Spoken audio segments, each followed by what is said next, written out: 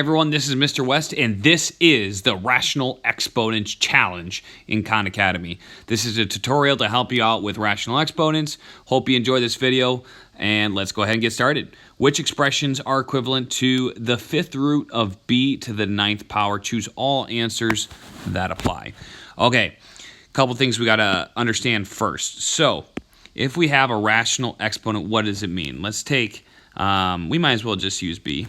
If we have b, and then we have to the x over y power. I'm going to change the colors here, actually. Let's make this x red and then the y blue, and we'll keep this purple.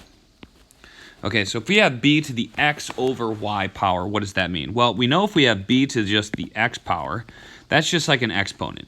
For example, we could have 2 to the third power, and that would be equal to 2 times 2 times 2 times itself 3 times, and that's equal to 8. Okay? We already know that.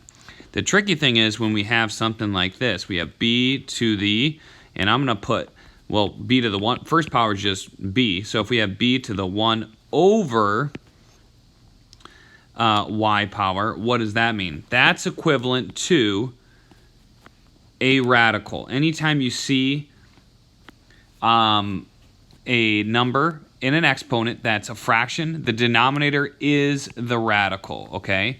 For example, let's take that same 8 problem. If we have 8 and we have this to the 1/3 power, we are going to, one moment,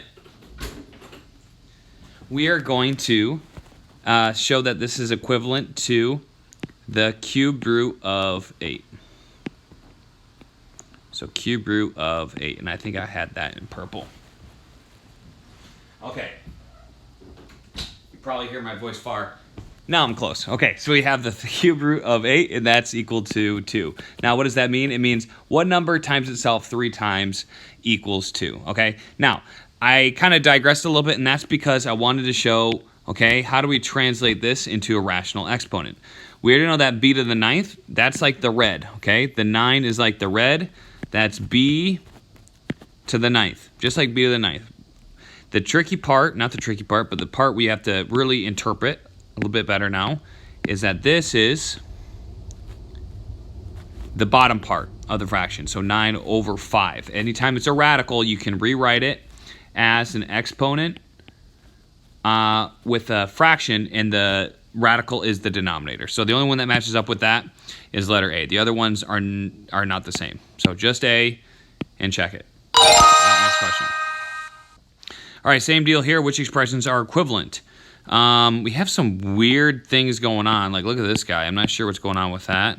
But we should be able to figure this out still. Okay, cool. Couple things to talk about. So if we have d to the, right here, if we wanted to write this thing in blue first, that would be d to the 1/4, and then in parentheses, it would be to the third power, and let's do that in red. Now, as you have an exponent raised to an exponent like that, you multiply the exponent. So what is this going to be? It's going to be d to the 3/4 power. That being said, if we put this in the inside first, d to the third, and then add that to the 1/4 power, you still get the same thing. So this property of exponents shows that you can cube the d first and then take the radical second, or you can take the radical first and then cube it second. So it's up to you, but it's equivalent. That's the bottom line.